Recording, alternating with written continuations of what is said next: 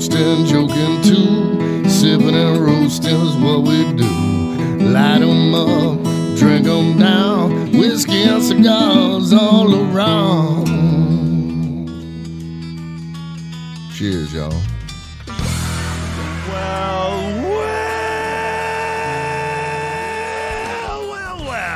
That's the sound of a party. Welcome, ladies and gentlemen, to this fine radio program, podcast and video extravaganza known internationally as the world-famous Smokin' and Toastin'. Welcome to show number 284, which puts us almost exactly halfway to 300. And we're so glad to be there. It is Smokin' and Toastin'. Our show's about craft beer, fine spirits, and hand-rolled cigars. And this week, Rio Brazos Distilling is back in the studio. Awesome. And I can't tell you how excited that makes us because... You know, we got this thing going on here. We like the juice. It's just the way it kind of works. So you know, I've said it before. I will say it again.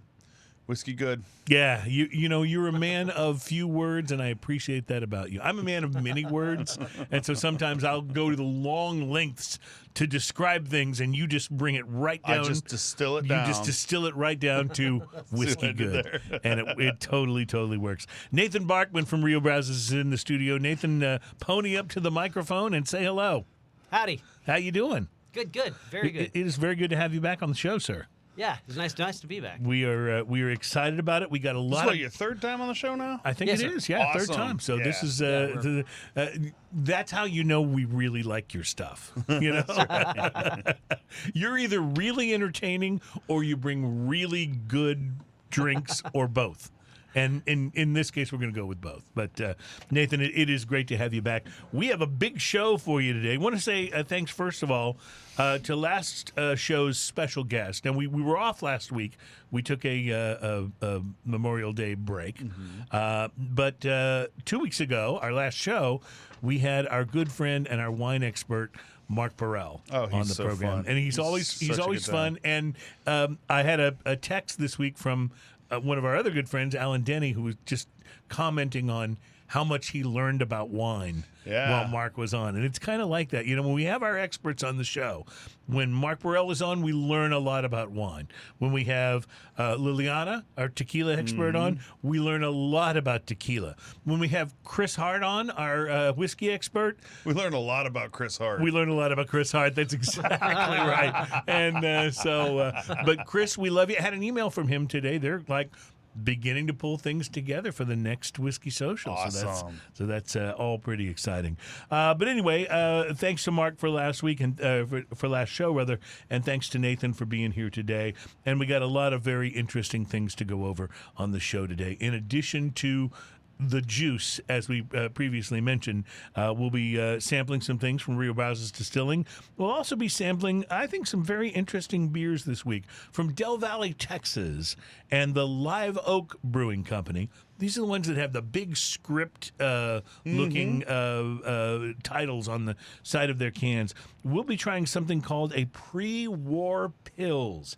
It is an early American Pilsner. I'm very excited. I have not had this before, so I'm very excited. I've had their regular Pilsner. Is that different? This is different. Yeah, this is their pre-war one. Pils. So they make one of the best Hefeweizens in existence. Their Hefeweizen is fantastic. So they're if you're going to put two top Hefeweizens that I even know of, you're going to put No Labels and you're going to put Live Oaks. Those are like speaking amazing. of No Label, we'll be talking about them this week, and we're.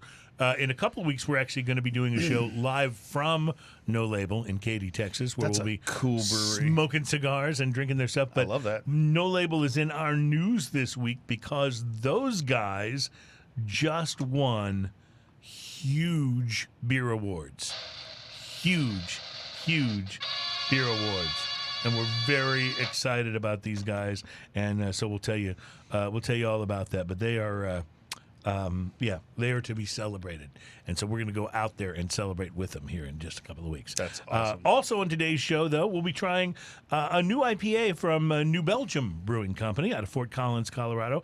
It is called the Agent 77 IPA. I haven't tried anything from New Belgium in a while. And you know their IPA series called Voodoo Ranger. This is a Voodoo Ranger because it's got the skeleton with the aviator cap on. Right. But it is called Agent 77. So we'll be looking at that. and then from Founders. It's been a while since we had anything from Founders on the show. You know I love Founders. We'll be trying their Velvet Rush. It is an Imperial brown ale with coffee, chocolate, vanilla extract, and milk sugar, aged in bourbon barrels. That doesn't You were sound thinking good. of me. That doesn't sound good at all to you, does it? So that's going to be exciting. Plus spirits from Rio Brazos that Nathan has brought along. So we're going to be it's going to be a good show. I can already tell it's going to be a good show. All right, let's have fun. Because the beer and the spirits are right, and when that's right, we're going to good places. We will, of course, be bringing you another edition of our most popular feature here on the show, which is Drinking News. And maybe you can give me a little Drinking News teaser headline background music. Our Drinking News teaser headline for this week, Karen goes to McDonald's. I hope I haven't given away too much of the story already. You can kind of imagine where we're headed with this one.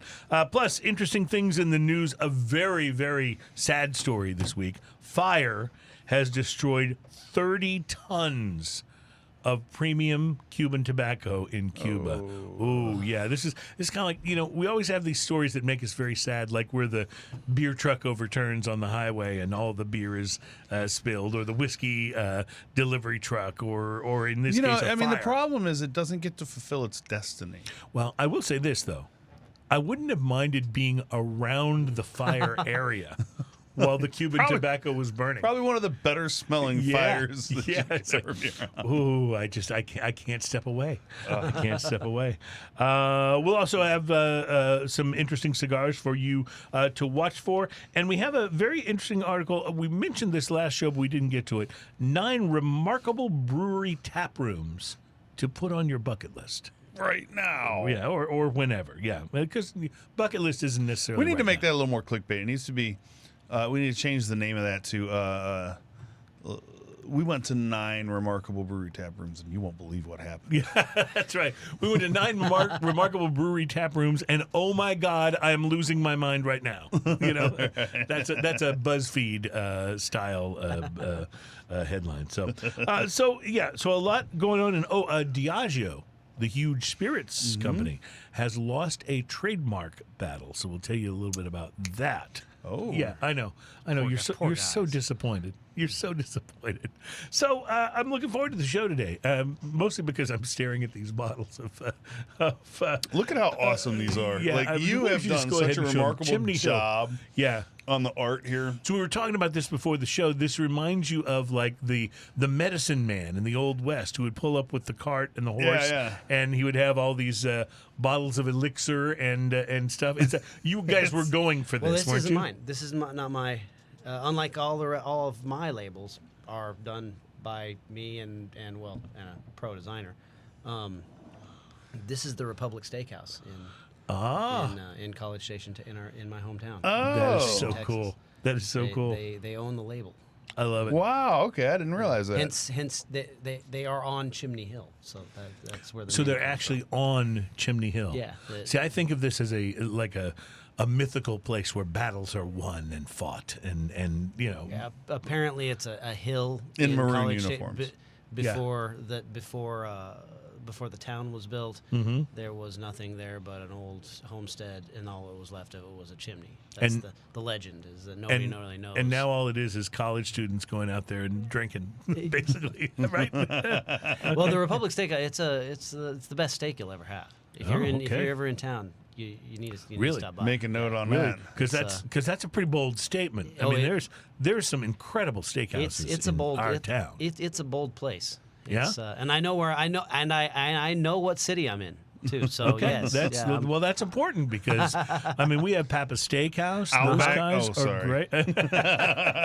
Saltgrass, Yeah. Saltgrass. Exactly. No, but B&B Butchers. I mean, there's so many great places to get a steak. I challenge your listeners.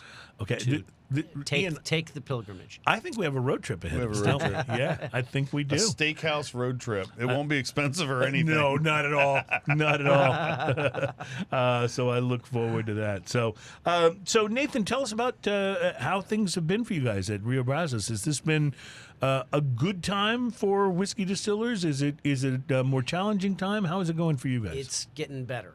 Okay. It's better now than it's been. And so a I'm year guessing of- the pandemic kind of loosening up. I don't know that it's over, but at least everybody's acting like it's over. So that's got people going back out to bars and doing things that for a while were more restricted.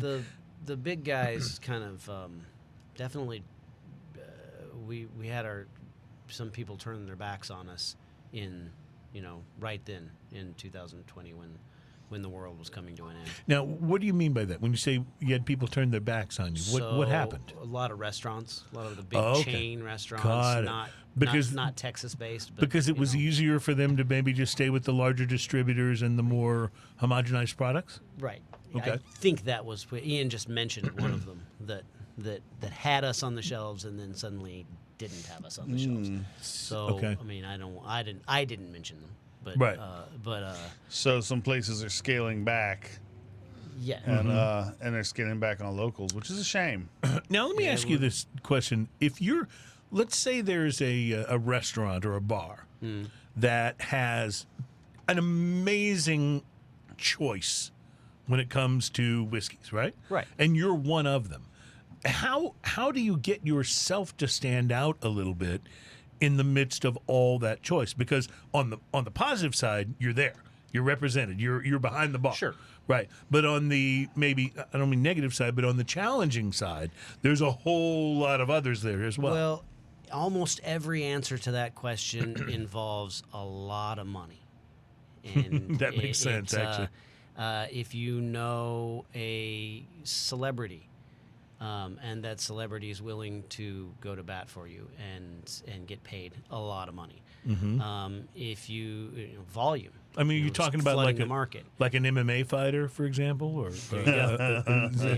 There you go. Okay, gotcha. Exactly. That's whiskey is no bueno. So that sort of thing, especially. Right. But just volume, flooding that market, or hitting a particular demographic. But basically, almost all of the answers to that question involve specialization, Right. or basically just pounding the competition On with your money. On a foot on the ground level, I think a lot of times if you go into like local places, local bars that have that, talk to your wait staff, bartenders, those kind of people. Like if you get in and your bartenders like your product, Right. they're going to make a big difference Well, on your local sales. You're 100% Exactly. right. I think of an experience you and I had when we went to one of our favorite places for whiskey, which is Room 101, which is really close to my house. And it was the bartender that got you and I both to try Slane Irish whiskey. It's the first time either of us had ever had it. That's become a regular thing. That's a regular on my shelf. In my bar up until this time. So getting that kind of recommendation, I mean, obviously the whiskey has to be that good. That doesn't put it on a distribution truck. No, not not at all. like what you're talking about, but it does make that local word to mouth kind of. But even if they're not the manager, even if they're not the ordering manager, even if it's just a guy who talks to customers, right? I mean, we're talking about an opinionated, pushy. He knows what he likes. Yeah. He knows what you should like. That kind of guy. There's a guy in College Station who used to live in College Station, and our product was at that restaurant. He left for greener pastures, and our whiskey followed him to those greener pastures. Wait a second. We noticed. Let me just stop you for a moment. There are greener pastures than College Station. Is this what you're saying? No, there were greener pastures than that particular restaurant okay. in All College right. Station. There are no greener pastures than College Station. I'm a I'm a Longhorn, so I had to ask. No one ever heard me say that. You laid it out there, so I had to ask. So. I'm not falling for that one, Chris. Look, anyway, so There's going to be a rumble afterwards, folks. No, I'm really just kidding. But when he left, he took his recommendation Absolutely. of your whiskey with him. Is We what you're were saying? being sold in College Station, and then the next thing you know, we were being sold in San Antonio, and that was, and it was noticeable. Right, you could see the San Antonio numbers pick up because he's there and he's pouring it and he's recommending it to people. Exactly. So there's definitely something to that. If you get somebody fall in love with your product, then you're gonna do well wherever that guy. And what's or worth gal noting, goes. by the way, is that the product has to be able to back it up. In Yeah. other words, it has to be good enough because he can recommend it all he wants. Right. That's one pour, right? Right. But Exactly. But you got to come back. yeah, you got to come back. You got to Exactly. say, "I'm going to try that again. That was pretty good. Like that was delicious." And so that's where you see inroads really being made, right? Absolutely. And then hopefully people who've tried it there and liked it go to other places and ask, "Do you have? Right. Do you have Rio Brazos? Do you have Chimney Hill? Do you have Exactly. Right? Yeah. So one of the things we're working on is like with this product is we're this is more about instead of this being our label, our intellectual property, our trademark, our copyright, our liability. Furthermore, this belongs to the Republic Steakhouse. Love that. This doesn't actually belong to me. I make it for him. This one is aged in a 30-gallon in our 30-gallon barrels. It's getting older, which is why I brought it. This is the very first thing I brought to you guys on the first show. I was remember on. that. Yeah. Oh, but yeah. it's- And I and have so- this much left. It's a little So bit older. let me understand correctly.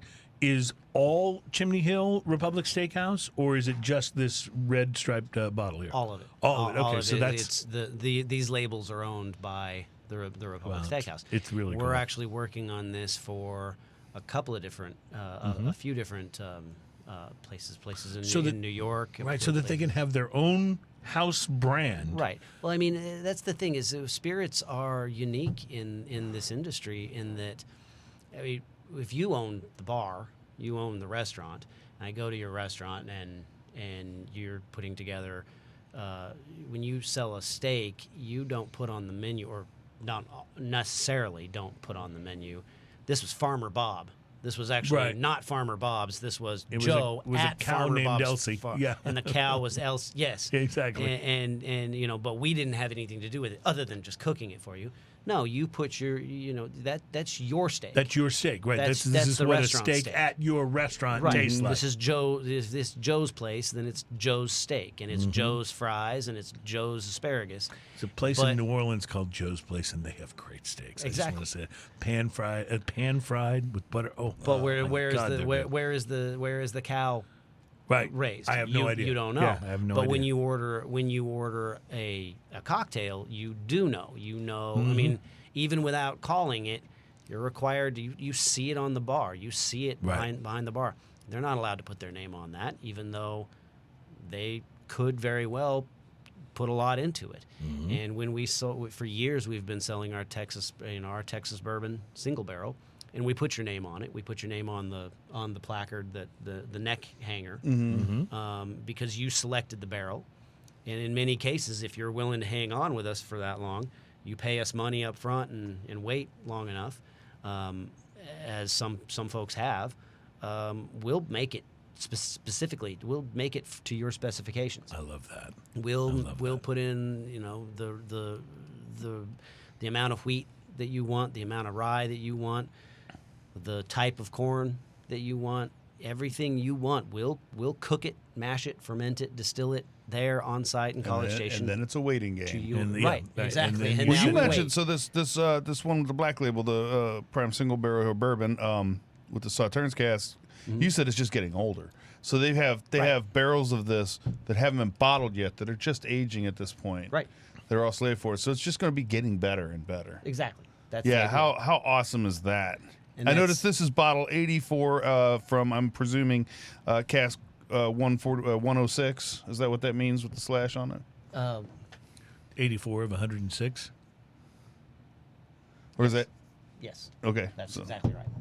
All right. Well, That's in the bottle and the cask it was from. in a is what I was 30-gallon saying. barrel that's 3.5, A barrel, almost yeah. 4 years old, in a number 3 char. That's how much you're getting out. Yeah, So- yeah. so after you that long. you guys know what I don't like about our first segment of the show here on Smoking and Toasting? It's that we almost never start tasting in the first segment.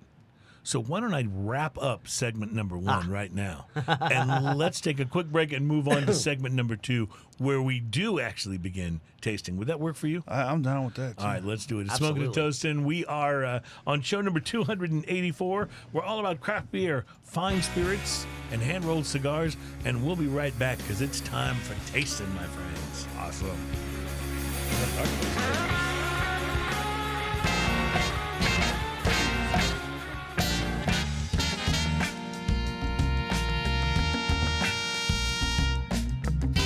Welcome back. It's Smoking and Toasting. This program is all about craft beer, fine spirits, and hand-rolled cigars. My name is Cruz. My erstwhile co-host is Ian Barry.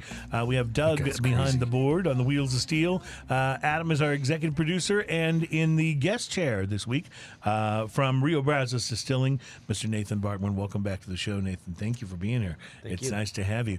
Ian, why don't you pour a little whiskey, and then let's talk a little bit about our cigars. I mean, if you're going to make me, yeah, I know, you know. it's the worst. I right? realize it's difficult to to put these demands on you. Now this is going to take a little longer because unlike you, he didn't prep the bottle for me by taking the plastic off and then clearing the neck down to here. I like to do that before he brought it in. Yeah.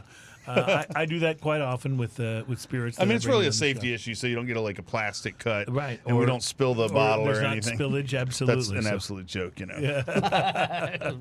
Yeah, he's just Ian is dogging on me because I often have sampled the spirits before I bring them in. You know, I've never been good with patience. That's just my thing. You know, I've never been that good with patience. So. And I don't even like the Guns N' Roses song "Patience." It's just not, it's not one of their best. That's all I'm saying. So Ian's pouring whiskey. This one is the Chimney Hill. Now this is the red bottle. What's different about this from the Chimney Hill that we've tasted on previous shows? So I just want to. Go ahead. It says popcorn. Popcorn. I'm sorry. Go ahead. yeah, so it's number one. It's I didn't make it. Okay. I did not distill this mashed, fermented, and distilled in my own Okay. Distillery. This is made by another distillery. I'm not allowed to tell who, but they made it from popcorn.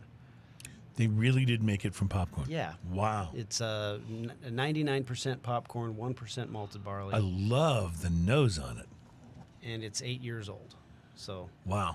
that's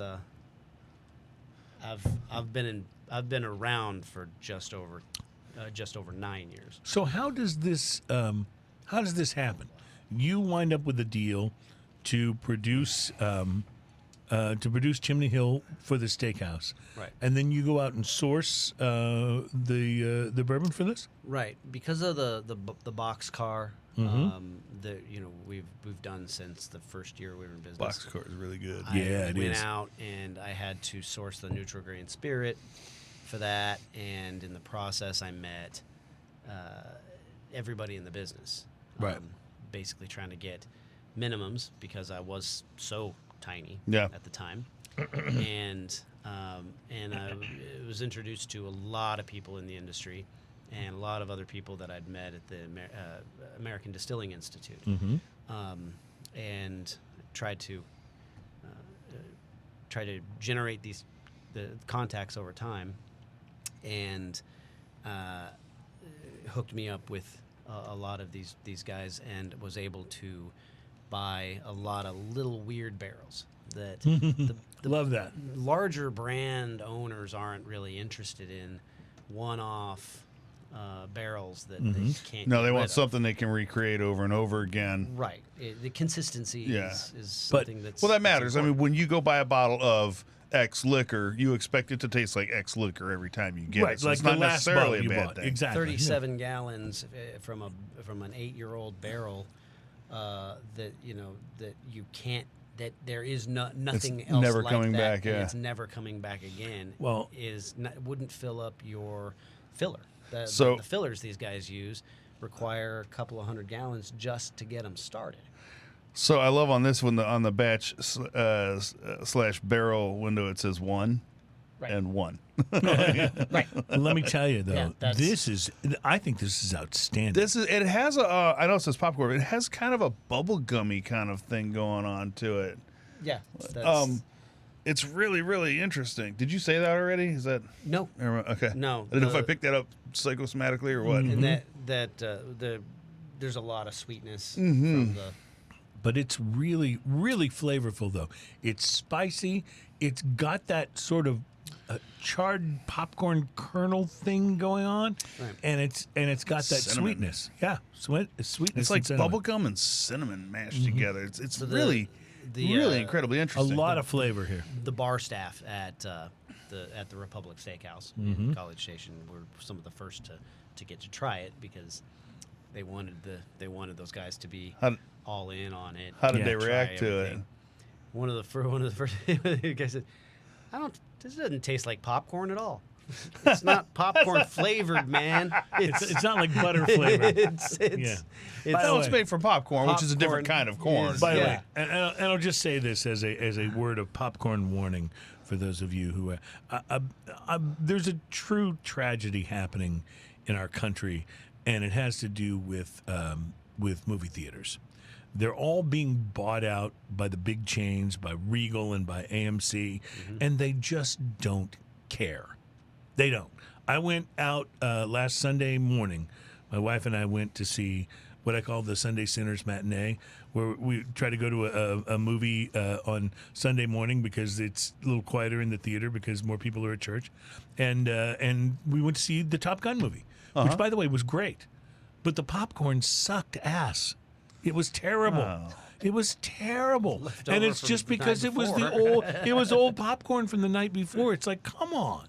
Like, I paid, How much is a bucket? $38 for this bucket of popcorn. I'm exaggerating, but not much. No, Yeah. $38 per month for about 6 months. Right, exactly. That's what you had to sign up for. But it's like, come on. Like, and these, and I realize, look, I wouldn't want to work at a movie theater concession stand either, so I get it. But these employees at the concession stand just cannot be bothered. Man, I got to tell you, I've been quite a few times since the COVID started up. I really love going to the drive-in. Yeah, I think I you're right. back my there. truck up. I put my chairs in the back of the truck with a little table. You got your bottle of Chimney Hill? Yeah, let's get that. I got my cooler with beers, whatever I want to drink. Smoke a cigar. I like that. You know? I haven't been to the drive-in since I was 8 years old. Oh man, Ian and his wife, my wife and I, all went to the drive-in together to watch Shang-Chi, the Marvel movie. That was so much fun at the Yeah. drive-in. We were passing bottles back and forth and cold beers. We were smoking cigars. Remember, that was so Yeah, much man. fun. It was so much fun. like, and then the last time I went and saw the Secrets of Dumbledore when it came out just a little bit ago, and I did the same thing. I backed my truck into the slot, go a little ways back the truck in. I got a battery-powered radio that we put the music to the on station from for the so movie it picks up the audio sound. on, yeah. Put that on my tailgate, and I got two folding chairs and a table, and my cooler right there, and there were people like right next to me. I said, "Hey, do you guys mind if I'm smoking a cigar?" They're like, "We don't care." Like, so I fire up a cigar. And I figure once I fire up a cigar, if you pull in next to me and then complain, that's on you, buddy. I don't That's care. done. Yeah, no, you're 100% Like, you right. can see me smoking a cigar, That's the- but I will always ask. Like if it would have bothered those people, I'd either move or whatever.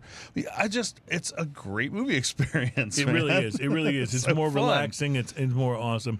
Speaking of smoking a cigar, do you have a opportunity to smoke anything interesting this week? No, I did. Just It's a this loaded morning, question, I went out to my patio and I snapped up a cigar out of my humidor that That's Casa de Ian Berry, right? that a friend of mine gave me. That friend being you.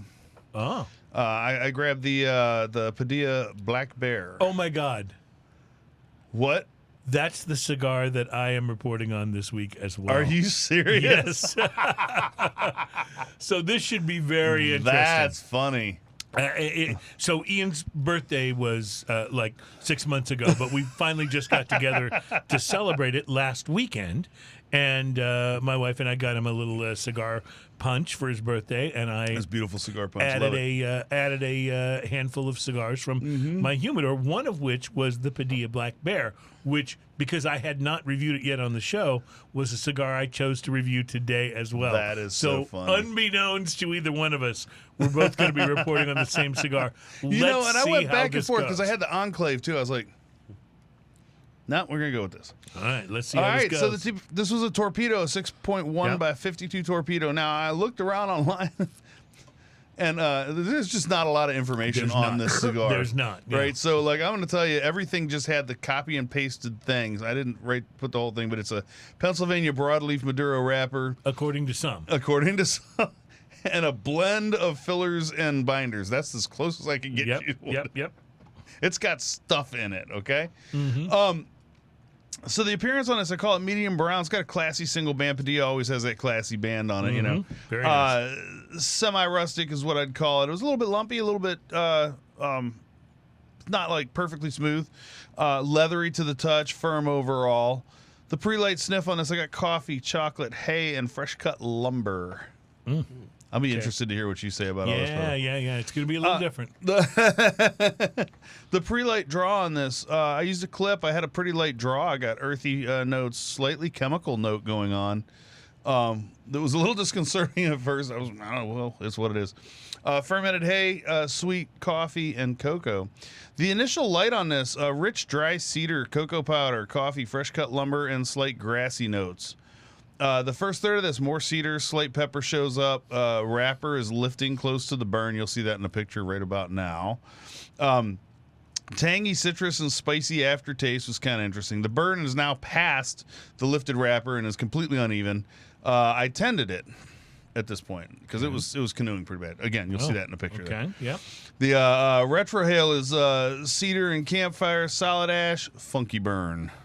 Not funky in a good way. Not like George Clinton funky, you know, like bad funky. Not like we want the funk. The Gotta second have that third funk. of this. Chocolate and cinnamon have more presence here. Burn is kind of fast, actually. I'm noticing a slight burnt paper note. Oh, crap, I'm burning the label. I actually wrote that down because I was. You'll see that in this picture right here. Much better now. Pleasant sweetness appears and disappears at intervals. Burn has evened out perfectly. Retrohale, sweet, nutty, cedar, campfire, solid ash, perfect burn. The third So third of once you this, tended it, I tended it once. It burned perfect. well. Okay. Like it never even it was a solid razor line going straight down after that. Okay. Chocolate and coffee backed by cedar and cinnamon, hints of nut, sweetness, and leather. Citrus aftertaste is back. I wasn't sure that I really liked that citrusy aftertaste, but it wasn't necessarily a bad thing. It wasn't detracting, I think. Dark roasted coffee is evident towards the last bit of this with heightened peppery zing. Retrohale, cedar, pepper, campfire, and slightly nutty. Solid ash, perfect burn. And from what I could tell, this is about a $3 cigar. Yeah, it's a little more than that, but Was it? yeah. Okay. Closer to $5. Oh, was it? Okay, because I saw on CI you could buy, I think it was $85 for a box of 20, and I just did the math there. Yeah. So Yeah. I guess it depends on how you buy it or what sale you get, and they could have had a big sale Yeah, going on. it's generally closer to $5, but yes. So if it's closer to $5, I'll give it a 5. You're getting what you pay for. Okay. I don't think it's a bad cigar. It's it went through. It had that one issue and it went fine. It's very cedar dryness, and it's a good lawnmower, I'd say. Mm-hmm. Okay. You know, so I wouldn't put it as a special occasion cigar, but Yeah, definitely not that. yeah. Yeah. The other cigars I gave you were special. Yeah, occasion no, I got that. Cigars. This was the This one didn't control. This one didn't look like a cheap cigar though. It did No, not at all. It did no. not, like it didn't It even is a feel or beautiful have that cigar. any of that. Yeah. It really looked really nice. So you're not going to believe this, but this week I smoked the Padilla Serie 1968 Black Bear Torpedo. And here were my thoughts. That sounds familiar. On the cigar. I thought it was a nice looking, sharp torpedo, like very pointy, Yeah. right? With a dark mottled wrapper leaf. That wrapper, as Ian mentioned, is the source of a bit of varied information. Some websites I looked at for info on the Black Bear called it a Connecticut broadleaf wrapper, while others said Pennsylvania broadleaf. There's not a lot of information on I it. suspect the wrapper in question is one and the same. And after all, Connecticut is not that far from eastern Pennsylvania. So it could be the same tobacco plant, the same leaf, could be grown in A mile apart. I don't know why it's that confusing. Anyway, I could see the growing conditions would be similar in the two regions. So maybe some of you guys can correct me or clarify on this. In any case, the wrapper is a broadleaf. The binder and filler are Cuban seed tobacco of undetermined origin. And the cigar was made in Honduras. The pre-light on this I thought was very interesting. There were some earthy notes, a hint of leather, and a tobacco note that seemed to me to be a little green. I snipped off the pointy tip, and I called that grassy notes. lit up the black bear, and immediately wondered if the filler tobacco might be from Nicaragua, because I did get a very hearty Nicaraguan pepper blast. Oh, I didn't get that at all. Which I won't sing, but I did get that right off the bat. Cigar settled down, though, after about a half an inch or so, but there was still some peppery spice on the palate, as well as leather and a touch of dried fruit. The tobacco did seem a little young to me, and it made me think that while the overall experience was good, a little more time in the humidor might make the black bear even better. Bears do like to hibernate, so True. So there is that. I will point out that the construction of the Padilla Black Bear was really, I thought, exceptional. I did a pretty poor job of lighting it evenly, and cigar pretty much evened itself out of its own accord, which I was very impressed with. Ash held on for a good inch and a half, and I think it would have gone even further, but I was a little gun shy, so I flicked it off into the ashtray. Second third of the cigar developed a nutty vibe, kind of like almond slivers. If you've ever opened up a bag of those that are supposed to go on a casserole or whatever and just started eating them, it was that kind of a vibe.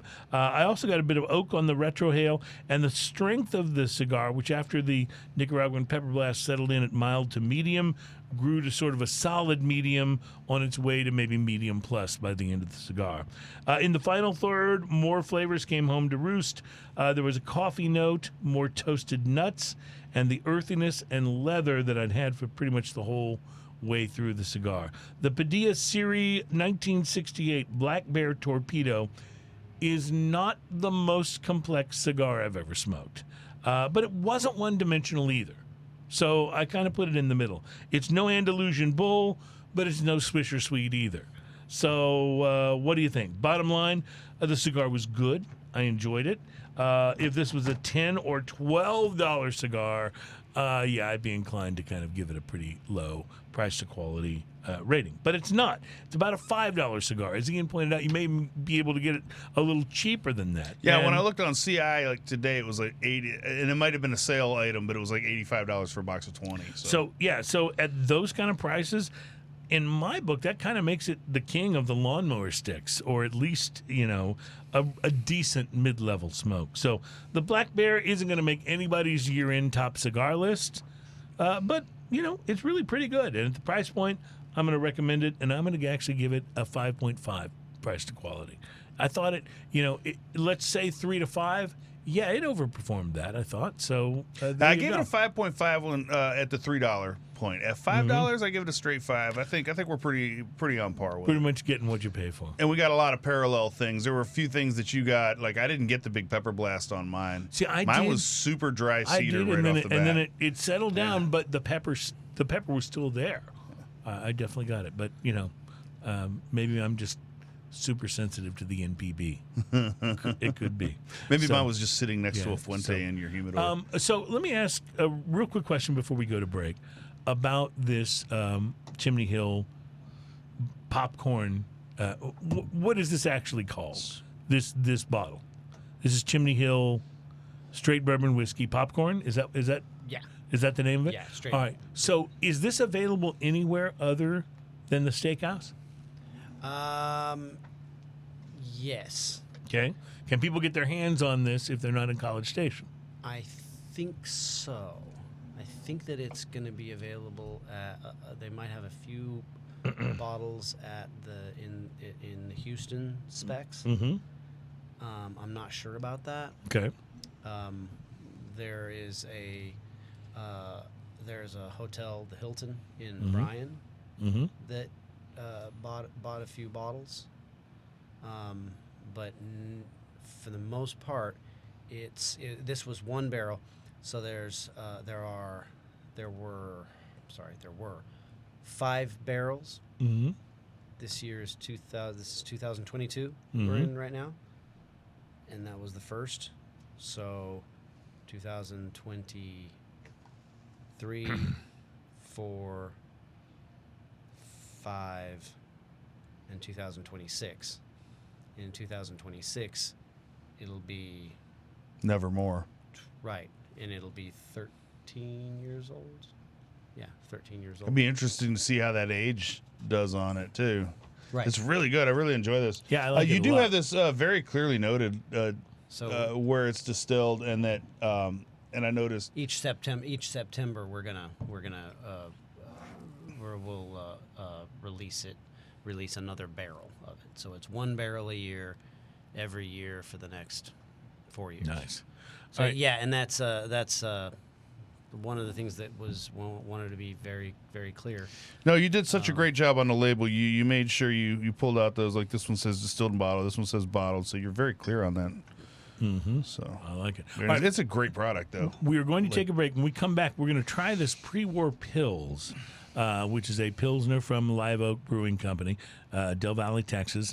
I'm really interested to sample this because I do love their Hefeweizen, as Ian mentioned at the top of the show. So it's going to be really interesting, I think, to taste this Pilsner and see how these guys carry through with it. So we'll do that when we come back. And, of course, there's more whiskey on the way from our friends at Rio Brazos. And we'll be right back, smoking and toasting. I love the way it smells. I know, it's great. It's so good.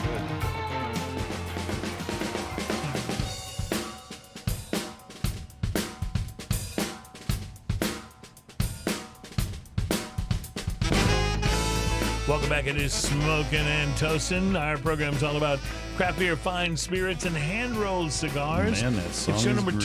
284, and we're glad you're here.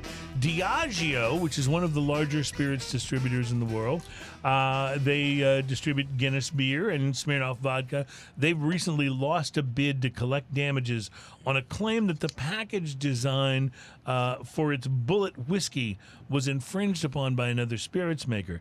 Diageo claimed that W.J. Deutsch and Sons Limited, the company behind Redemption Whiskey, violated its trademark rights in late 2016 when that company switched their tall cylindrical bottle to a wider, squattier, more masculine bottle, their words, not mine, with a rugged vintage label, kind of like the Old West look of Bullets. Jurors did not buy it, deciding at the end of a trial in Manhattan on Wednesday that consumers would not likely be confused between the two competing whiskey brands. So there you have it. Hold on, let me do this first. Yeah, before I please go on do. this, before I go, you have a rant for this one? You probably do. Okay. I'd love to hear it. Am I supposed to put these on? Love to. You don't have to. You can if you want. Yeah, you can operate without them just fine. So. You'll hear the bumper music in it, but that's the only real difference. So, plus, we look. I cool. will say though, my voice sounds more dulcet. The tones are more interestingly attractive if you have the headphones on. But So- yeah, it's So, a couple things. How many tall cylindrical bottles? Look at this bottle here. right. I could easily say, You you think of sir, it. have this bottle here. You're totally ripping off Glenmorangie right now. Right. Like, really? Like, that's just ridiculous. That's Yeah, right. not even a thing, right? It's a bottle, right? Now, Exactly. if your bottle is shaped in a case of for like the 6th Street bottle that is custom made and shaped Right. like Shaped a like guitar. a guitar. Right. And that's a different thing. That's definitely, they went out of their way with that to make that happen and be different, right? Mm-hmm. But I mean, the Bullet bourbon bottle is distinctive in the fact that it also looks like one of those bottles that if you made that bottle smaller, From the medicine that show. the medicine man would Yeah, have, yeah, right? sure. So Totally. you could say the same thing about this. This is a very austere, very stately looking bottle. And then having a little bit of the carnival stripes up here, I mean, really adds. I love the way this Yeah. looks. Yeah. But it really And the way adds it to that. tastes, by the way. But I mean, making a bottle that somewhat resembles that because it happens to be the look that they want, I think is a BS call on the big company. Well, on that and one. it's not unusual for the big company, which has a lot more money to pursue these kinds of lawsuits, to just try their hand, see what they can make happen. It's become ridiculous with some of the lawsuits you're getting from Suntory and Diageo. That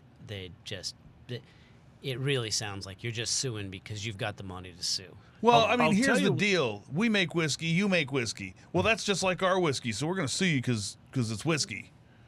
Right. That's what they're going to get to. That's eventually where it's going, right? I will tell you, though, one of these things that I do support is Stone Brewing out of Southern California is suing the makers of Keystone and Keystone Light because they have fashioned their cans and that their just say logo Stone. to just say Stone, and it's clearly an inferior product to what Stone is putting out, which is a real craft beer experience.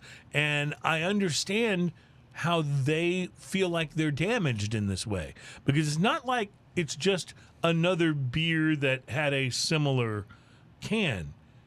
It's a beer that is the most watered down mass market product you could probably think of, and Stone is just the exact opposite of that. Yeah, and then on top of that, you take Keystone and drop off the key, and it just says Stone, which is identical. That's And there is a trademark at Stone Brewing that's in place. It's in effect. Oh yeah, no, I'm not saying that trademark You gotta protect it, trademark yeah. laws don't need to go out Yeah, the window. right. Absolutely. In fact, that sounds like one that needs to be pursued. legit.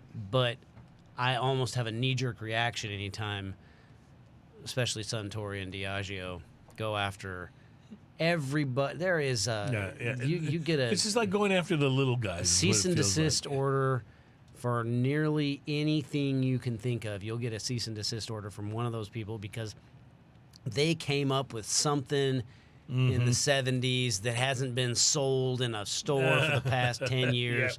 And somehow you're infringing on it, right? It's just Yeah, and that's a shame because especially if it's something defunct or gone. And there is one side of it. Like a lot of those big companies, their thought process is we're going to send it out for everything that even remotely resembles right. Yeah, we're something just that we gonna might even paper remotely think might 100%, yeah. somewhat remotely resemble what we're talking about. And they will. And then the problem you have as a small company is you don't have the money to back up what Diageo is going to try to sue you for. Sure, absolutely. Even for them, That's the it's point. like a nothing, you know? Right. and that's the point. And that sucks. Ian, let me tell you my initial thoughts on the pre-war pills. Now, when we say pre-war pills, we're not talking about a little jar that you got out of Grandma's. No, this is a Trunk, style. Yeah, it's a style of Right. beer. These are not pre-war pills. No, it's a Right. pre-war Pilsner. Right. It is a style of beer that is called an early American Pilsner. And I just got to say, I think it's delicious. That's pretty good. Yeah. Yeah, we're pretty solid. Everyone's pretty solid on this one. It says extraordinary lagers and ales craft brewed in Austin, Texas since 1997 using traditional beer making methods inspired by old world style beers. If you see Live Oak on a can, Yeah, show that can to the... if you see Live Oak on a can, it's going to be a good version of that style. And as I said at the beginning of this episode and during many other episodes, their Hefeweizen is world class and one of the best Hefeweizens I've ever had. And I'm just not even a fan of that style, but that beer is just brilliant, you know? Absolutely. They don't say much else about this particular beer on here. It just says early American Pilsner, pre-war pills. But it's great. I mean, Live Oak makes great beers. It is really, really drinkable, too. Like, just goes down nice and easy, but leaves you with a mouthful of flavor. There are so many Pilsners out there that are just almost flavorless, the macro brews. This is not that at all. And then the microbrews with Pilsners tend to, I think, some of them are overhopped. Well, yeah, they're so be. close what to a being an Pilsner is supposed to IPA. be. Right. And it isn't really true to the spirit of the Pilsner. You're right. Right. But this one really works in my This opinion. one is got some hoppy, but it's very crisp and dry on the finish. This is a summer It just finishes, and it's done. It's I like it. like a snap almost. Two snaps up with a crispy. twist. Awesome. All right, let's Yeah. take a break. We will be back. We are getting closer and closer to something called drinking news, and we got a lot more whiskey yet to taste. So let's come back and do that. It's Smoking and Toasting, show number 284, and we got Rio Brazos Distilling and Nathan in the house. We'll be right back. Ooh, we got whiskeys to try. What's that? We got whiskeys to try.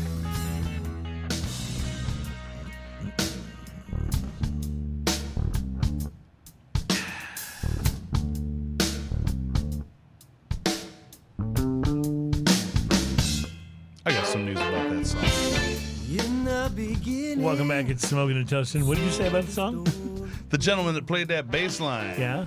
actually staying at my house for a couple weeks while he gets himself. He just went back to school and graduated and just recently and got himself a job in Houston area. Nice.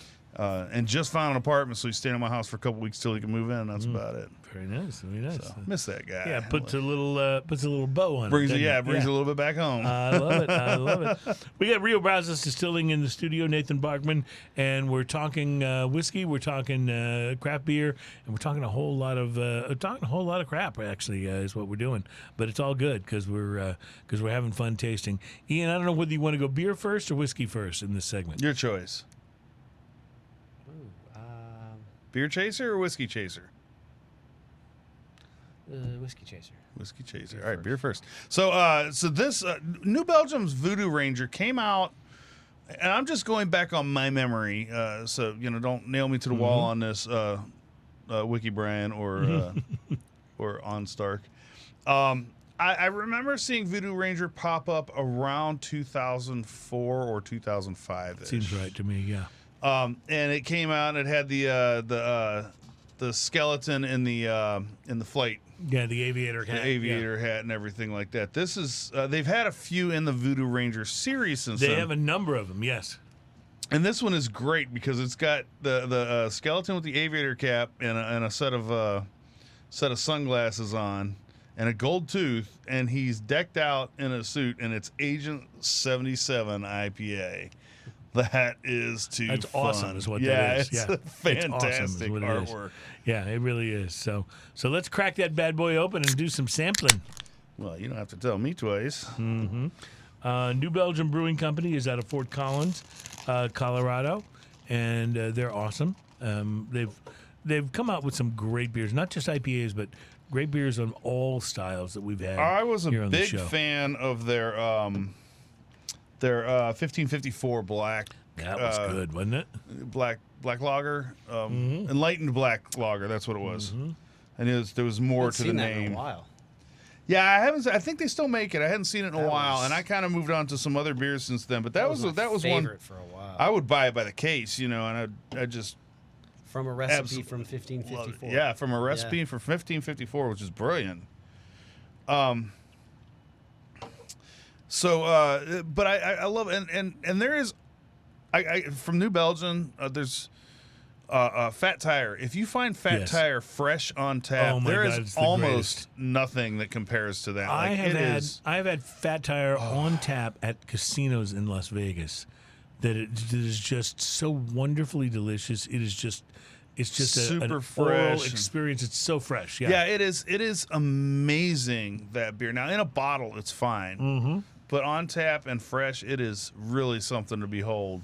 Plus, that's Bosch's beer of choice. If you watch the Bosch series on Amazon Prime, he's a Fat Tire. This is not as over the top hoppy smelling as I'm used to. The No, Voodoo and a Ranger lot of the series. Voodoo Rangers are very, very hoppy. This smells a little more fruity, a little more hazy. It's got almost little a more fruity juicy. pebble kind of smell to it. Yeah. And you get a little bit of that on the mouthfeel, too. Oh, you do. Oh, Grapefruity. a little grapefruit. What do they say about this on the can here? Oh, well, it says right here, according to Surgeon General, one should not drink alcohol beverages while. That's What? good to know. It's good to know. You tell me that now. Though not a lot of information on the can about this. It just says Agent 77 IPA. It is, however, 7.7, which I think is a little bigger than their A standard. little bigger, yeah. I think Usually 6 8. I IPAs think are- is what the other one is. Usually IPAs are 5.5 to 6. So I think they So went up about a seven's point. a little bigger, yeah. So Wait, But yeah, that's what was good. it? What was the percentage? 7.7. Agent 77. Oh, Clever. See, this is why we have to have guests on the show because neither of us the came more up with you that. know. Neither of us came up with that on our own. All right, so let's see how the whiskey chaser works now. What are we sampling here this time? So This is the bottle without a label, right? Well, Yes, it has a handwritten label, so this is as crafty as it gets, my friend. Like without going to Michael's. I did Right. that. I did that for you guys. That's, there actually go is a. This is it's very similar to my Texas bourbon label. So and we'll have it on screen in a minute here, but let me go ahead and show you the bottle label now because it is quite nice. it's It's the handwritten detail love here. it. I love the machine parts that are needed to print the label are floating on a barge or on a ship somewhere off the port of Long Beach. So So they're eminent, yes, but not yes. present.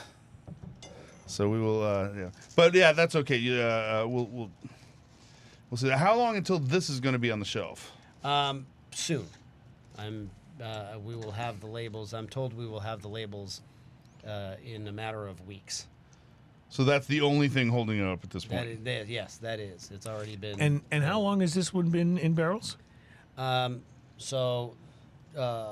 years. 5 years. Okay. 5 years in new charred oak, New charred oak. and then another month, and a month. Well, actually 6 weeks, month and a half, Okay.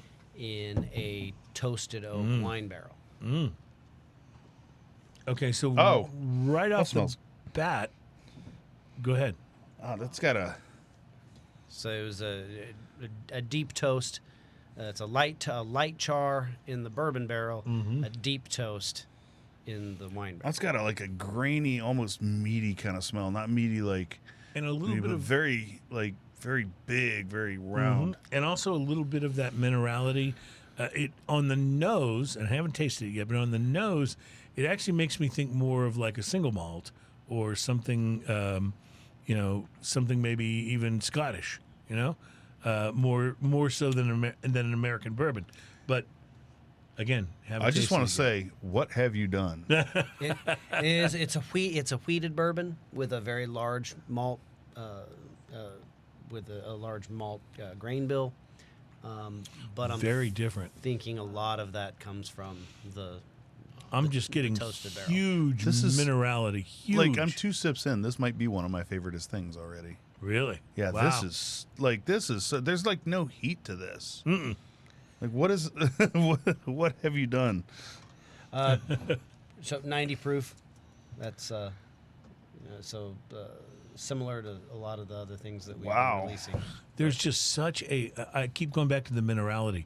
I get this heavy like mineral water sort of a vibe on the palate. It's really good, but it's like very So, complex and interesting. The vanilla is present but not obnoxious. There's a great corn. corn graininess Yes, to it definite that- corn. Yes. that kind of just creates a foundation for this. There's this really nice kind of light that I guess it's that weediness kind of floating across the top of it. And then there's a little kiss of bubblegum on the aftertaste. And then a mineral water texture left in the aftertaste as well that I really enjoy. This Yeah, is for sure. fantastic. Yeah, it really is quite good. Definitely different from light years different from the Chimney Hill. Oh yeah. Yeah, it's just a completely different spirit experience. Yes. But very. but it is so really easy to drink. That's the almost dangerous part of it here. I know you're not fond of the term, but this is smooth. Smooth. Yes. Yeah.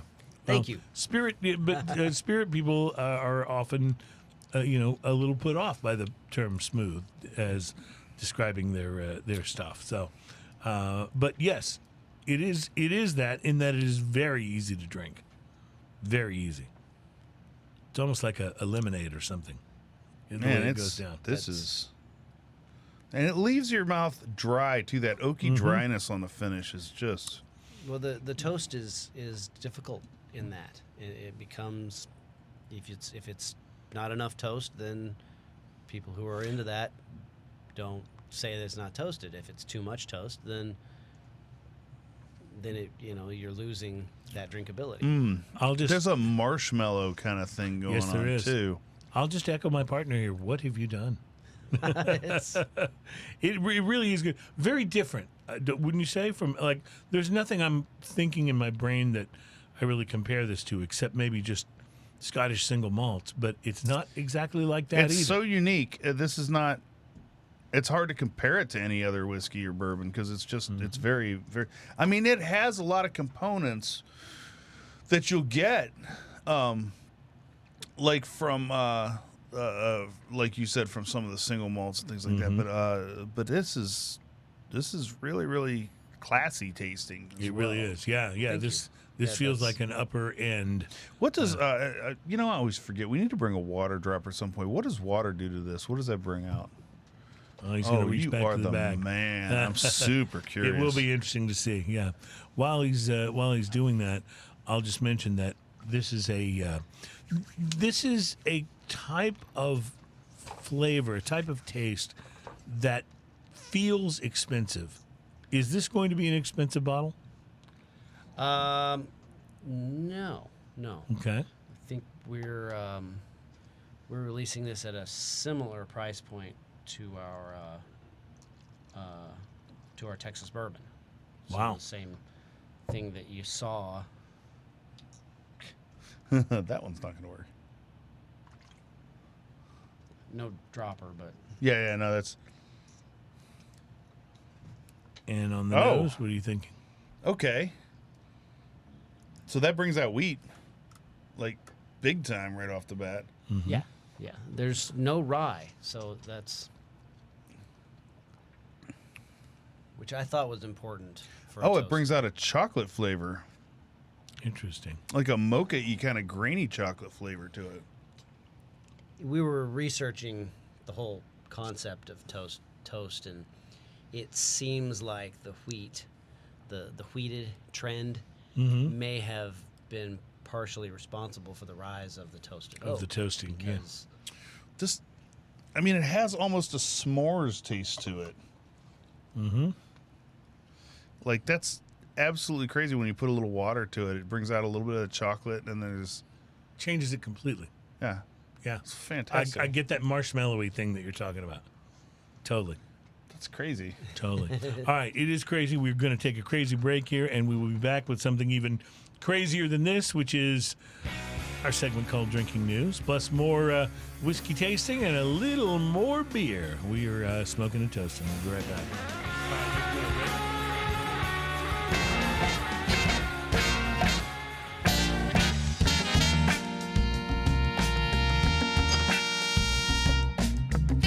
Welcome back. It's Smoking and Toasting. This program is all about craft beer, fine spirits, and hand-rolled Those are cigars. good things. All good things, all things that we love. We have had some good spirits here today, and we're looking forward to just a little more before the Man, show is this over. thing is yeah, amazing. you're loving life over there, aren't you, my friend? Mm-hmm. I hope you can still play the ukulele because it's time for Drinking News. Drinking news, drinking news. Now it's time for drinking news, drinking news, drinking news. Now it's time for drinking news. A Florida man with one arm said he had a gator for a pet. When asked about his absent arm, he said, I had to take my gator to the vet. drinking news, drinking news. Now it's time for drinking news. Cheers, y'all. Well, we remind you as a public service that Drinking News is a segment of the program where we bring you stories that have been reported on something other than just, the onion. These are stories that are ostensibly true. We cannot necessarily verify the truth of them, but we understand At them. least some of the words in them are true. We understand them to be true. And they are stories that are occasionally about drinking. The word truth may be used in the story. Right. They're not always about drinking, but they are always stories that will be best enjoyed if you have been Now, before we start, drinking. is this one of those like slow, like kind of soft stories that I need to actually give you a little bit of Well, you're welcome background to. You're welcome to, because I want to open up. Something nostalgic, maybe. I want to It could open be up nostalgic. actually about talking about a pet peeve of mine. A pet peeve of mine is like when a train is rumbling by while you're trying to do a show in the studio and it's really loud. That's a pet peeve of mine. I'll admit, though, that bad service has always been a pet peeve of mine, and I'm sure that most people would agree with that, right? I mean, there are few things more frustrating than when you're just trying to get a hot dog at J.C. Frankenfurter's and you get attitude and a bunch of lip with your foot long, or when the person who's supposed to be helping you at the customer service counter, after you've waited in line for 10 minutes at your local auto parts store, picks up the ringing phone instead and spends another 15 minutes helping some yahoo on the line locate the rare starter for a 72 El Camino with the Chuck Norris Sport package before he rings up your wiper blades. Hey, car doctor, I'm right here. I drove all the way over. I've been waiting. Put that dude on hold and deal with the people who are here right now, right in front of you, waiting to hand you money. They need to learn from the pizza place. You know, when you call them up, it's like, ring, ring. Hello, hold, please. Click. Yeah, exactly. That works for them. It should work for the auto parts store. But you have to admit, though, that in our day and age, with more Karens than ever out there, sometimes the employee at the counter is not really the cause of the problem in any way, shape, or form. It's not their fault that the manager didn't schedule enough people to work behind the bar at the House of Blues that night because he's trying to keep costs down so he can hit his monthly bonus, and you're standing there like an idiot for 20 minutes just trying to order a Sam Adams. Now, I'm not saying that this very specific example has ever happened to me, or that it's happened 3 different times, or that I was really frustrated by it, not to mention thirsty. It's just a random hypothetical example. Completely hypothetical. No more likely to have ever happened than, let's say, Willie Nelson smoking a joint, or a leaf blower being used within 40 feet of me. I think you can see what I'm trying to say here. We've had a sad lack of leaf blowers recently. Well, don't tempt fate, my friend. And then when someone goes off on a rampage in, let's say, a McDonald's, because they're expecting for some reason a 5-star restaurant level of service, one of the things that can actually make it worse is when a local law enforcement officer sees it as a chance for him to audition for a night at the Improv, which leads us to our story. I don't know what to say about that. Can I preempt this story just slightly? You certainly may. Ooh, I get a cool sound effect when I speak right by my Oh, I mouth. like that. So first off, if you're going to McDonald's, Yeah. your day already is not amazing, okay? Like, let's just start there, all right? Like, there's a difference, right? Right. But if you're going to McDonald's, your day is not starting off on a 10, okay? Right. And second off, you are going to McDonald's. This is a known thing, right? It's not a 5-star restaurant. It's a McDonald's. Right. I'm sorry. Just go ahead. All right. Let me let you at it. Which leads us to our story. While you're doing that, though, give me one moment here. All right. I feel like we're going to need this. A Florida woman. Had a feeling you'd pick that back up. A Florida woman was arrested last week after calling 911 and assaulting restaurant workers because her McDonald's order was wrong. 22-year-old Tianis Jones of Lakeland, Florida, Hashtag worth it. was arrested last week after Polk County deputies say she went too far over a mistake with her McDonald's drive-thru order, a Happy Meal with a chocolate shake, a filet-o-fish sandwich, tea, and fries. According to Polk County Sheriff and would-be comedian Grady Judd, Would-be comedian. something was wrong with Jones's order, so employees asked her to pull up to the third window. Instead, Judd said, Jones parked and went inside the Lakeland McDonald's. Surveillance video shows Jones becoming increasingly displeased with the service, despite workers offering to fix the issues as well as return her money. She then became so angry, she called 911 to complain that McDonald's had gotten her order wrong. You know, that's actually an offense. That's It a totally real is. thing. It totally is. After making the call, Jones then went behind the counter and started throwing things. She swiped things off of countertops, lifted a sleeve of cups, and threw them at employees and into the dining room, just generally causing a great mess and a lot of mayhem. Now, this is clearly unacceptable behavior because there's no excuse for acting that way. It's McDonald's.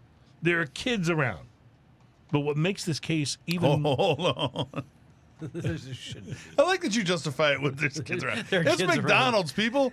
What do you actually expect? All right. Like, it's McDonald's. You don't go to Walmart and complain that there's kids running around There making shouldn't noise. be kids. They're Well, going to happen. But kids are there. You're acting out in front of kids. You're setting a really yes, bad no, example. I get what you're saying. You're setting a I'm really just saying bad that's like, example for the future of our species.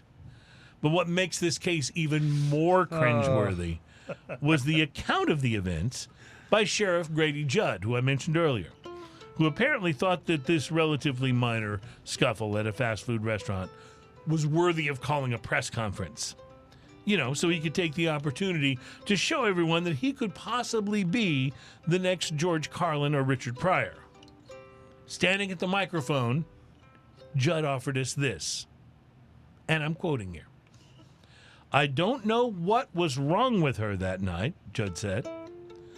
I don't know if she was 2 fries short of a Happy Meal, but she created a McMess and acted like a McNut. This is the sheriff speaking. And she ended up a McBurglar. She better not complain about the food we serve her at the county jail. End quote. oh, no. Okay, there's a lot that's wrong with this, right? First of all, most people stop making jokes about McDonald's by putting Mick in front of everything about the time they graduate from junior high school. And if it's really serious enough to call a press conference about, then maybe just give us the McFacts and then get the McFuck back to work, okay? I mean, just because you have a McMike doesn't mean it's open mic night. But It's secondly, open McNight? But secondly, if you're going to say something this ridiculous, at least get your McDonald's terminology right. Everyone, and I mean everyone, knows that the term is not McBurglar. It's Hamburglar, you moron. Yes. This guy is so lame, he probably doesn't even know who Grimace is. And everybody knows who Grimace is. I don't think anyone knows what Grimace is or is supposed to be. But McDonald's spent millions and millions in advertising so we'd know their cast of characters. Wait, he's a purple dinosaur, right? And I don't know. he's not Well, a he's a purple dinosaur. something. What is he? He's a purple thing with I know, I was just going to say. yeah. Clearly, though, I McDonald's don't. I spent don't. all this money telling us all about their cast of characters, and this sheriff was clearly not paying attention. Is he an amoeba? What is Grimace? Reporting from the Polk County McDonald's, where apparently the shake machine is down again. What? God damn it! My name is Cruz, and that is your. Drinking news, drinking news. That's our time for drinking news. Cheers, y'all. Grimace is the slime in the ice machine. Oh my god. Oh, that's beautiful. I never did understand what Grimace was, but Grimace, I never found Grimace scary. I didn't find the Hamburglar scary. I always was scared of Ronald McDonald. I mean, you Are talk you one about- of those, like, don't like clown people? That's a child molester clown if I've ever seen one. I'm just saying. Yeah, I don't have any evidence to that. I've never been touched by a Ronald McDonald, but that's What happened to Ronald that's a McDonald? He scare. used to be a thing. Now he's not. I think he's been de-emphasized because of the general, overall, Clown scares. the public Clown has, scare. and I will admit it's not an original phobia. I'm not proud of it, but I am actually a little bit afraid of clowns. I don't like them at all. Well, They make me The uncomfortable. novel It came out shortly after the John Wayne Gacy. Right, right, and So that you that had- contributed to clown phobia everywhere, And didn't then they it? made a movie out of it. Yeah. So Oh, and that it's- clown and that. You saw that last version of it? Yeah, I remember the Tim Curry version, like when Tim Curry was Yeah, the original. the clown, that was scary enough. That last and then version the was last version really was even more terrifying. terrifying. Yeah, absolutely. I find that for the most part, I don't find scary movies all that scary. They're a little silly and ridiculous. But the clown stuff, oh yeah, that's frightening. That's frightening. That's just me. And also Poltergeist came out right around the same time. Yeah, Poltergeist was good. Exorcist was good. Those were scary See, movies. I get that. Poltergeist had wait, that, hold had on. that clown. You weren't scared by The Exorcist? You know, I got to tell you have to have a real clever, scary movie for me to be scared by. And usually I'm not scared. I'm usually just startled. I don't have an issue with ghosts at all because I've never actually been bitten by one. Mm-hmm. So, I mean, if one pops up, ooh, spooky, whatever. Like what? I've never. It's just me with a sheet over my head. That's all. I think, Well, I was like 9. So, I mean, in my defense. Yeah, I've always been a little pragmatic when it comes to that stuff. Yeah, I'm with you. My dad did explain, though, when I was a young kid, that the only thing I really needed to fear in the house would be him if he was mad. Mm-hmm. Yeah, and it's probably that probably was true. Yeah, the only thing is that we need to fear is fear itself and Dad. And Dad, yes, and Dad. Absolutely. Do you like toffee? I like toffee Because that's very what this much. smells like. Yeah, This well, smells wait till you like, taste it. I just took a tiny sip. and this smells like coffee Toffee coffee. and toffee. You're like right there with it. Toffee coffee. There's another stripper burnt sugar name. and- There's another stripper name for you. Toffee coffee. Toffee coffee. Burnt sugar and coffee. Wow, I have to tell you, this is delicious. Welcome to the stage, absolutely- Escalade. Yeah, right. Yeah, it's This is fantastic. It really dessert beer. Founders. Boy, you got to give these guys credit. They make one of the best low-calorie IPAs in the world. They're all-day IPA. It's so completely so- opposite everything else they make in the Yeah, entire world. and then they make this, right? Dirty Bastard is some. I buy Dirty Bastard like often, and if it's so good, that's their porter. The Velvet Rush. This is Oh, it looks like all kinds of stuff. Is that a mustache on the front? It might be. that's a It might vanilla- actually that's be. Show that it's to a the vanilla camera. pod. It's a vanilla Show pod. that to the Okay, camera. gotcha. Oh yeah, you're right. It's a vanilla pod, not a mustache. Thank you for clearing that up for us. Just like a disembodied mustache floating in the middle of nowhere. There's chocolate. There's looks like is that cocoa beans? What does it say? What does it say are in this? Well, it says right on front, Imperial Brown Ale brewed with coffee, chocolate, vanilla extract, and milk sugar, aged in bourbon barrels. That may be one of the most delicious brown It's ales just I've ever pretty had. amazing. It's really wonderful. Borrowing elements from both lactose high-end craft Crazy cocktails stuff. and moody jazz clubs, Velvet Rush takes the bourbon barrel-aged brown ale up an octave. That's like the first two notes in Somewhere Over the Rainbow. That's an octave for those of you who not. There you go. Let's see. With free-flowing notes of coffee, chocolate, and vanilla extract, milk sugar aids in the weaving together of this complex tapestry of flavors to create a unique sipping experience that really ties the room together. That's literally what it says on there. I was going to say, I did not make that I up. don't know about tying the room It really together, but ties the this room is together. delicious. Anyone want to take a guess at the Lebowski. ABV on this? 11.1. Oh, wow. Well, it did say it was an Imperial Brown Ale, so Dang. This is fantastic. Like loving this. Oh, I wouldn't have. I mean, I knew it was high, but I wouldn't have All guessed right. So 11. no, honestly, it doesn't come off like an 11. Like No. usually when you have something that's 10 plus, it has a booziness to it. Yeah. If it's a beer, you know, whether it's a barley wine or a stout or a porter or something. But this doesn't come off that it boozy. doesn't even does it? smell that boozy. No, it Like really you doesn't. can like sometimes you'll smell it but you won't taste it. Lactose. Is that what it is? Is That that why dryness, it's- I think, yeah. the dryness really does. It's It's it's outstanding. it's dangerous. And it's got just enough so it's funny because like the mouthfeel is thinner than you expect, but it's also seems just right because it's got just enough carbonation on there to make it interesting, but not too much. Yeah, I was perfect for what it expecting is. something. It's perfect for what it is, but you're right. At that ABV, you're expecting I was something thicker. expecting it to be thicker with less carbonation, and it's not. It's Syrupy, actually but it's not. it's actually It runnier almost- is not the right word. Like founders won't appreciate it. They're not going to put this video But up. it almost feels. It almost comes off as crushable. Yeah, I mean, Yeah. it really is very drinkable. And then on top of that, the carbonation just seems to add just that note of zing to it, that little bit of interest, almost carbonation spiciness to I it. like it. I like it. All right, so what are we going to chase this with, my man? From Oh, Rio you have a Brazos? special thing over here. Oh, yes, sir.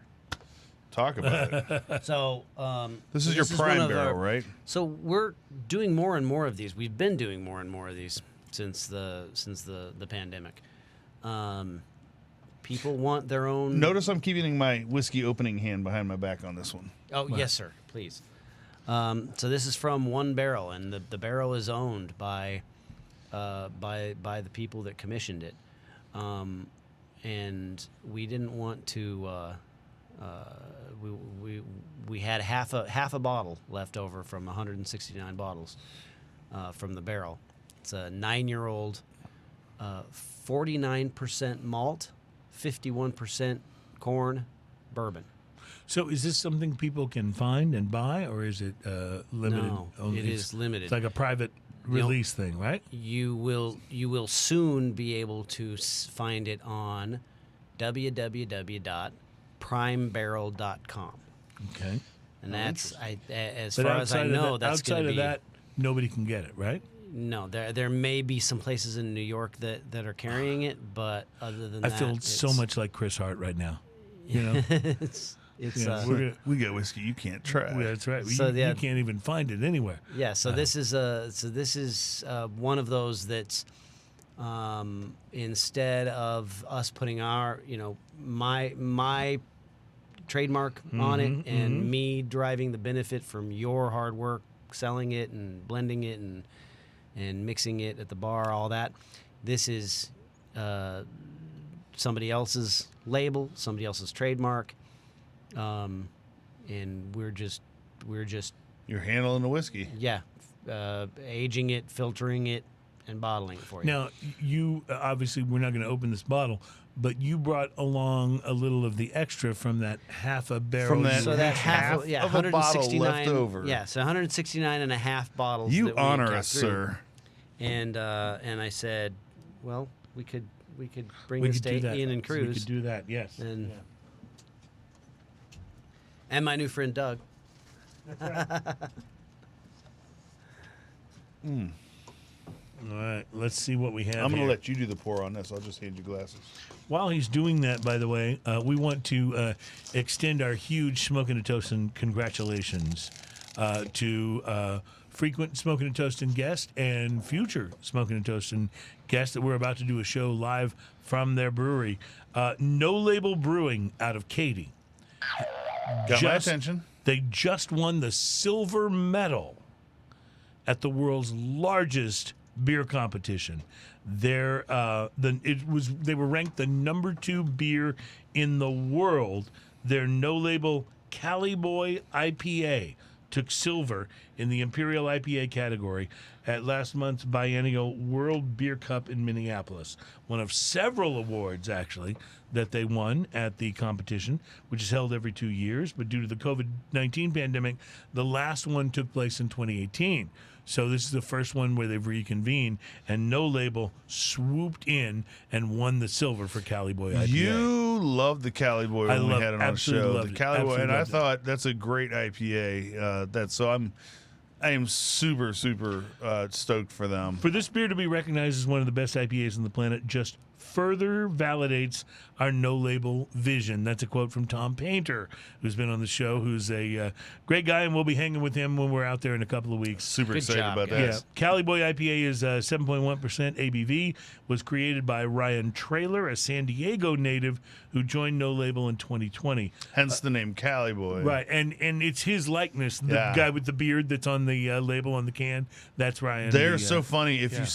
you see a person on the can, it is somebody that either works there or that hangs out there. That's right. It is And, literally an actual likeness. And by the way, they also won 2 platinum awards for can design for that can. Nice. So that's pretty cool.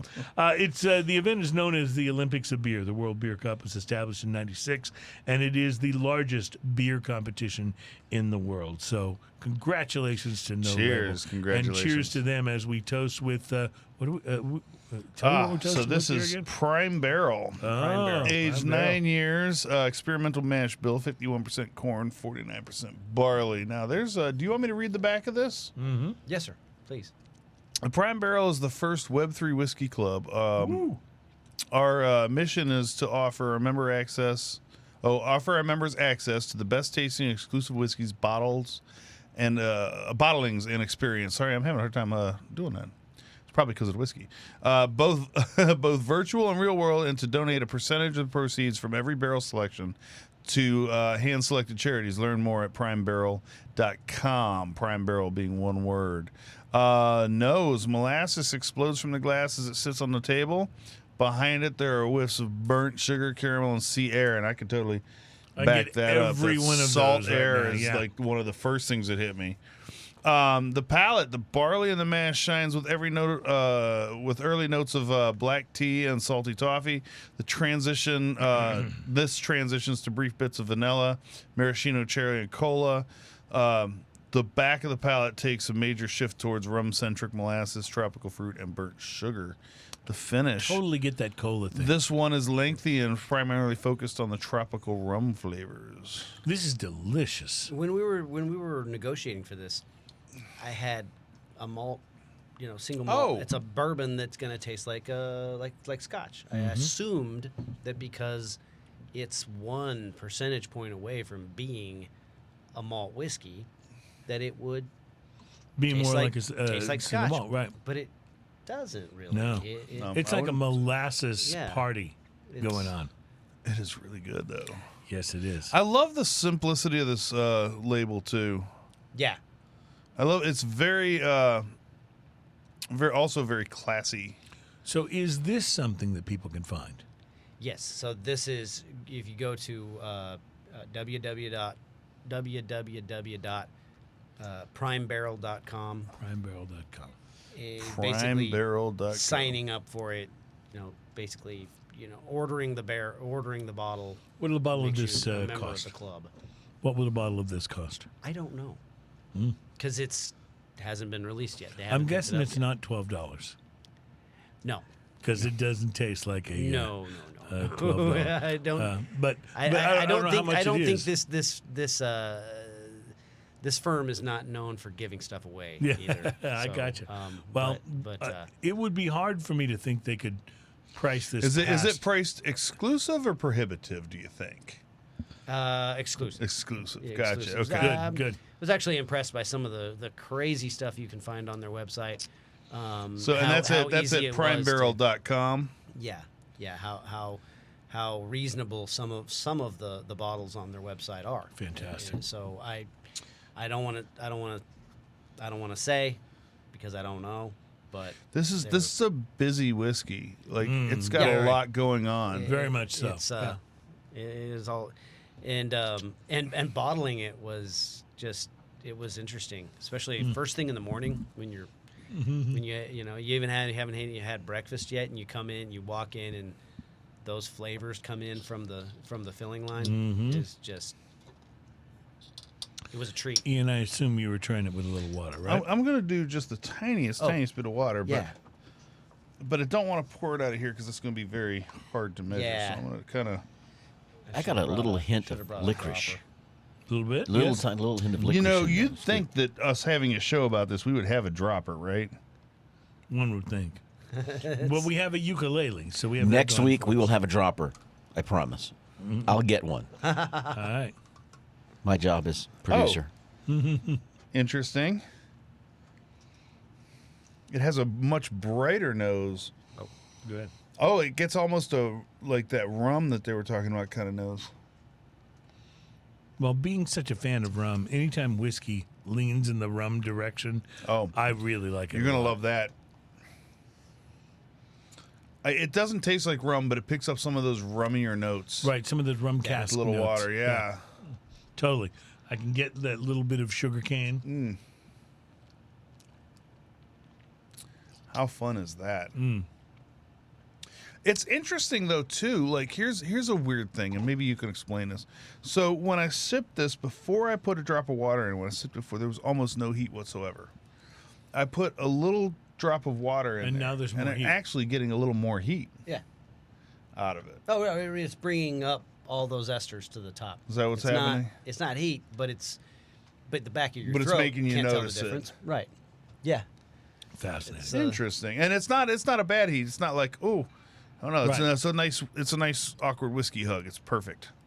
Yeah, The whiskey it's hug. working with a 9-year-old barrel of a barrel that has never been made before and no one can get a hold of. So, what are the oldest barrels you guys have access to now? You said earlier you've been in business for what, 9 years now, right? 9 years now. Right. And So, we've been- and just to clarify a few things to some of our listeners, like when you're starting a whiskey company, like people always talk about aged whiskey, and like your Chimney Hill here doesn't have any age statement on it. Right. Now this newer one does, but that's something you've been hanging on to obviously for a while. Right. And so it takes, like, from the first time you make whiskey, you've got to just decide to put some aside, Right. And that's and that's where your age Because stuff nine comes from. years In from that- now, you're going to be excited to put it well, into in something that, like and this. in that first, but in that first year, that first 2 years, there was no. I mean, we couldn't set it Right, aside. And right. When we got an order, we Yeah, had yeah. to fill it. And was that because boxcar? We had, yeah. That's yeah, a Boxcar great and whiskey, Whistle- by the and way. Whistle Stop. Whistle Stop, which is not aged at all. That's our clear. Boxcar was given to me by, was that by you? You Yes. gave me Boxcar, yes. and that was before I think we ever had you on the show. Yeah, yeah. And that was just fantastic. Absolutely loved that one. So I was real excited with the first time you came on the show. I'm so over that now, but like I was totally. No, I'm just kidding. But no, I was totally excited because that was a great whiskey. Yeah. So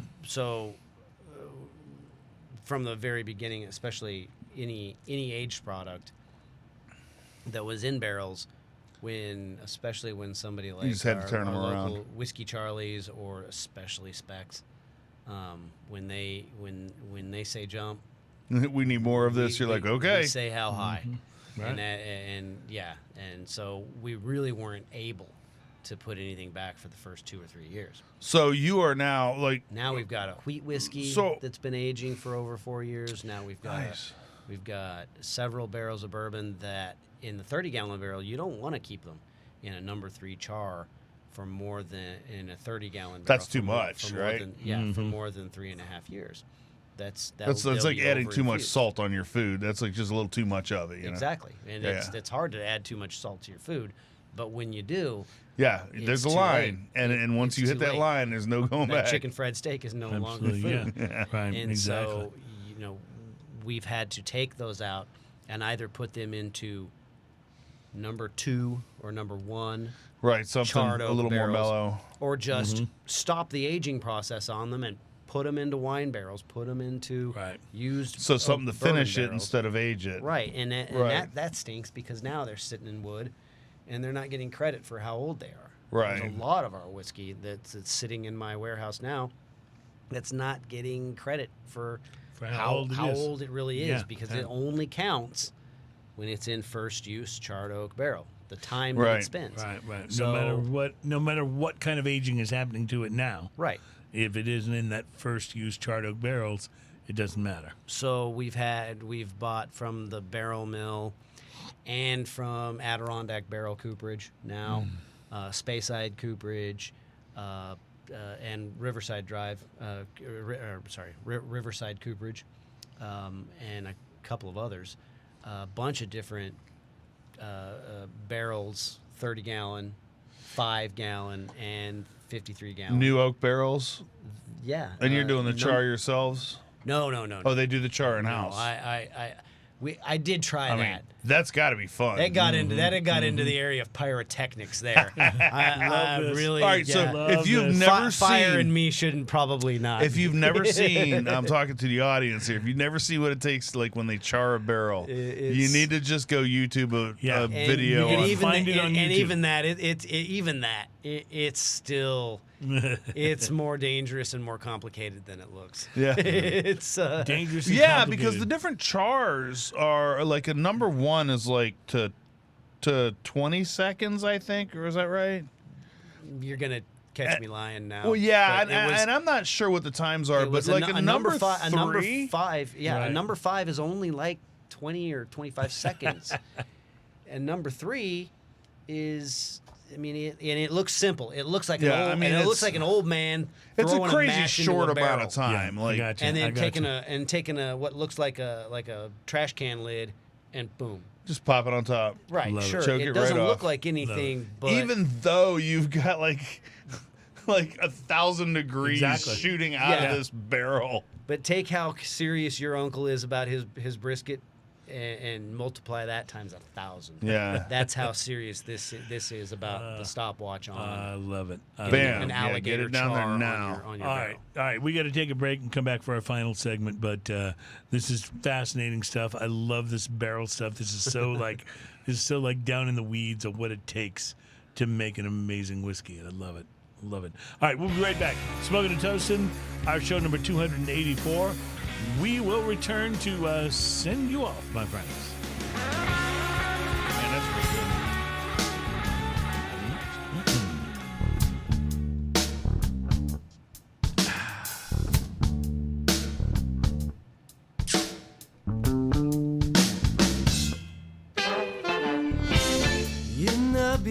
Welcome back. It is Smoking and Toasting. Our program is all about craft beer, fine spirits, and hand-rolled cigars. Our guest today is Nathan from Rio Brazos Distilling, and we have had such a blast with you on the show. Nathan, I want to throw a few things out at you here before we wrap it up and say goodbye, okay?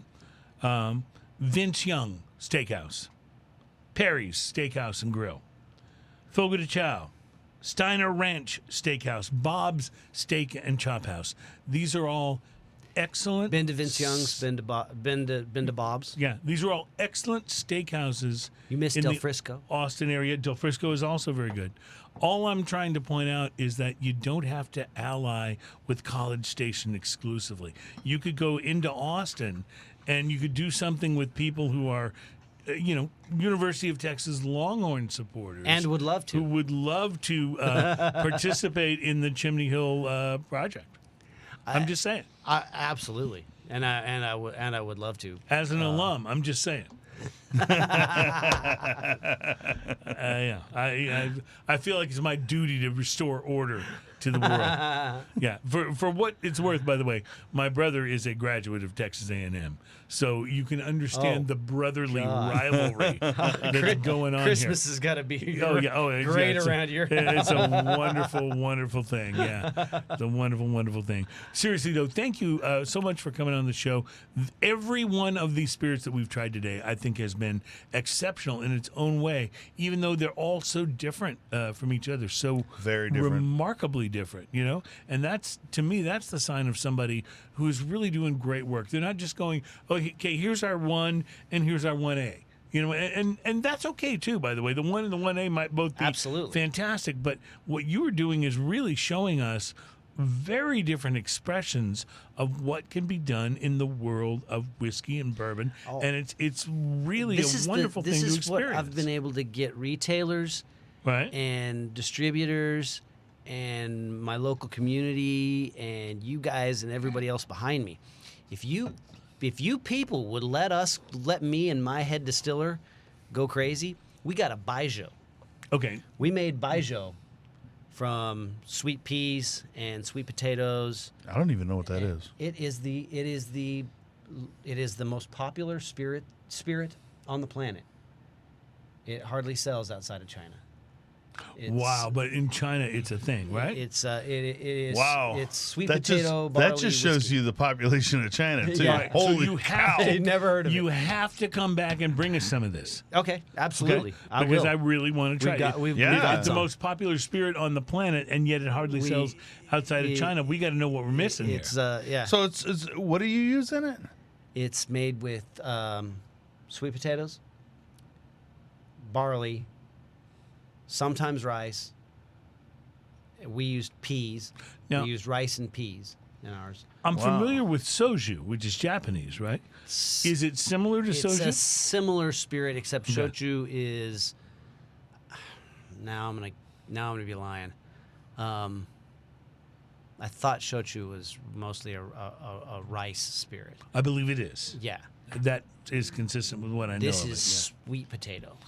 Sweet potato. This is Wow. sweet potato whiskey. And Okay. It's distilled at a I'm low. totally like like it comes off the intrigued. still at a low proof like whiskey. Right. But in China, it's usually aged in porcelain, oftentimes below ground. In several of the distilleries where it's being made, Mao Tai is the most popular. That's what Nixon had when he went to China. It's what Obama had when he went to China. It was described by Henry Kissinger as like drinking razor blades. All right. Well, there's that. To the Western palate, it's a lot. Yeah. And after having had several brands and drinking it a few times, after a cigar, I'm getting used to it. I noticed you said starting to appreciate after it. a cigar, not during. Yeah, right. Oh yeah, no, it's Exactly. you want to, your palate needs to be. It's not a daily drinker. All right, well, we would love to try it. So if you want to bring some with you next time, That'd be you come on. amazing. Yeah, We'd love that. we've got a lot of stuff in the works, ready to drink cocktails that we're working on for people, liqueurs that we're working for people, coffee, margaritas. Well, let me just say, as someone who is, very proud to be a resident of the state of Texas and who loves to see what is happening in the spirits industry. I love here that in Texas whiskey has its own section. It's awesome. It's Yes. awesome. In most and you guys places. are Absolutely. contributing to that in such an enormous way, and thank you for that. And that's happening Thank you. outside of Texas I now. love that. And thank you for making us so proud to be able to say, hey, look what we got. You know what I mean? It's a wonderful thing. So thank you for the great work you're doing. Let's do this again, as always.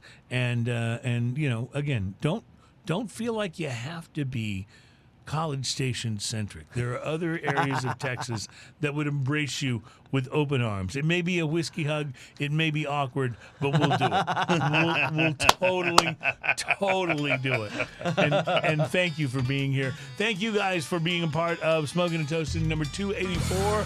We will be back next week. As a matter of fact, our guest next week, Sean Anger, returns Awesome. from Fox and Seeker. I love that guy. He's got some new bourbons he wants to talk about. Oh, man. I'm so yes. excited. So let's look forward to next week. Have a great week, my friends.